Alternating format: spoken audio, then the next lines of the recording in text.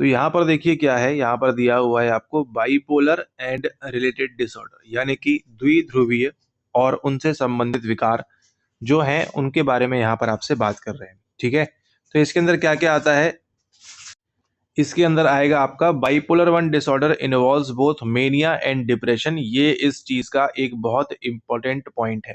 ठीक है, कि जब भी आपसे पूछेंगे बाइपोलर के अंदर क्या आएगा, बाई मतलब क्या होता है, बाई मतलब होता है दो। ठीक है, दो के अंदर कौन कौन सी चीज आएगी, एक आएगी आपकी यहाँ पर मेनिया और दूसरा कौन सा आएगा आपका, दूसरा आएगा आपका यहाँ पर डिप्रेशन।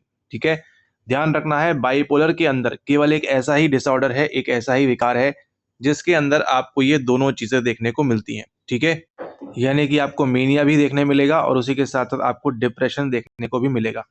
ठीक है, और देखिए क्या बोल रहे हैं आगे, विच आर अल्टरनेटली प्रेजेंट, साथ साथ में उपस्थित रहते हैं, and sometimes interrupted by periods of normal mood. ठीक है, मतलब यहाँ पर क्या होगा, देखिए तीन प्रकार की चीजें होंगी। ठीक है, यदि यहाँ पर एक व्यक्ति खड़ा है तो उसके अंदर यहाँ पर आपका मेनिया भी देखने मिलेगा, डिप्रेशन भी देखने मिलेगा और आपका यहाँ पर उसका नॉर्मल मूड भी देखने मिलेगा, और ये तीनों चीजें क्या होती रहेंगी, ये आपस में चेंज होती रहेंगी, ऐसा यहाँ पर ये बोल रहे हैं।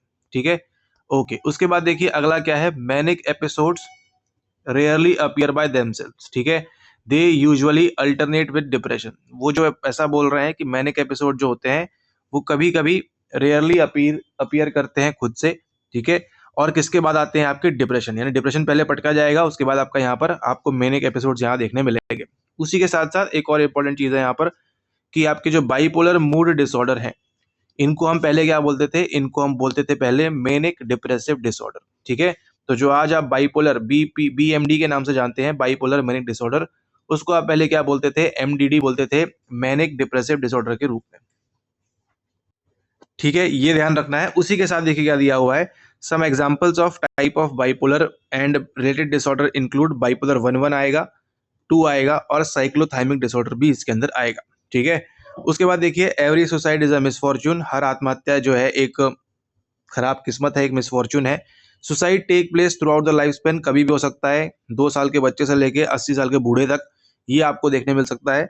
Suicide is a result of, अब यहाँ देखिए सुसाइड के अंदर कुछ चीजें काम करती हैं, एक आपकी जैविक चीजें हो सकता है, अगर आपके फैमिली हिस्ट्री में रहा हो तो हो सकता है, जेनेटिक रूप से, साइकोलॉजिकल बहुत तनाव में है, प्रेशर में है, सोशोलॉजिकल समाज की वजह से, कल्चरल और एनवायरमेंटल फैक्टर्स भी इसके अंदर होते हैं। ठीक है, तो अगर एक सुसाइड टेक प्लेस ले रही है तो उसके पीछे क्या होंगे, उसके पीछे आपके कई सारे कारण हो सकते हैं। ठीक है, इसको आपने ध्यान रखना है। Some other risk factors are having mental disorders, कुछ और कारक जो इसके अंदर है वो कौन से हैं, अगर आपको कोई मानसिक विकार है जैसे कि डिप्रेशन है, या फिर आप अल्कोहल यूज कर रहे हैं, ठीक है, या फिर आपका गोइंग थ्रू नेचुरल डिजास्टर, अगर आपके साथ कोई यहाँ पर प्राकृतिक आपदा हुई है, हो सकता है भूकंप में आपने अपने घर वालों परिजनों को खो दिया, एक्सपीरियंसिंग वायलेंस, जैसे कि देखा आपने अब यहाँ पर यूएसएसआर, रशिया, यूक्रेन, जर्मनी, उनका जो वॉर चल रहा है, अब्यूज और लॉस। ठीक है, अगर आप जहाँ पर अब्यूज का शिकार हैं, and isolation at any stage, किसी भी स्तर पर अगर आपके साथ क्या होता है, आइसोलेशन होता है आपकी लाइफ का, तो आपको यहाँ पर ये सुसाइडल चीजें देखने मिल सकती है। ठीक है, और उसी के साथ अगर पहले पास्ट में किसी ने सुसाइड का अटेम्प्ट किया हो तो सबसे बड़ा रिस्क फैक्टर होता है ये। ठीक है, तो आपसे सवाल क्या पूछेगा बीपीएससी या एसटेट, क्या पूछेगा आपसे, पूछेगा कि अगर कोई व्यक्ति सुसाइड करना चाह रहा है, ठीक है, तो उसके अंदर सबसे स्ट्रॉन्गेस्ट फैक्टर का क्या होगा। ठीक है, स्ट्रॉन्गेस्ट रिस्क फैक्टर कौन सा होगा, बायोलॉजी होगी, जेनेटिक होगा, ये होगा, वो होगा, ये होगा, ये होगा, सब गया एक तरफ। सबसे स्ट्रॉन्गेस्ट फैक्टर जो आपका रहने वाला है वो कौन सा है, प्रीवियस सुसाइडल अटेम्प्ट, ये आपको ध्यान रखना है।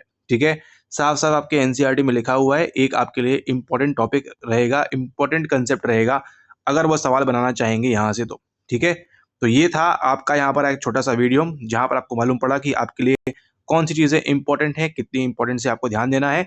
इसी प्रकार के अगर आप एनसीईआरटी डिटेल में वीडियो चाहते हैं हिंदी मीडियम में, तो आप जो है एनसीईआरटी आधारित जो आपका फाउंडेशन कोर्स है उसके अंदर ज्वाइन कर सकते हैं। नहीं कर सकते हैं तो कोई बात नहीं, आप जो है यहाँ पर एनसीईआरटी अच्छे से पढ़िए। ठीक है, ओके, इसी के साथ इस वीडियो को एंड करते हैं। मुलाकात होगी आपसे नेक्स्ट वीडियो में, हम टॉपिक करेंगे डिस्कस कुछ और। तब तक के लिए धन्यवाद।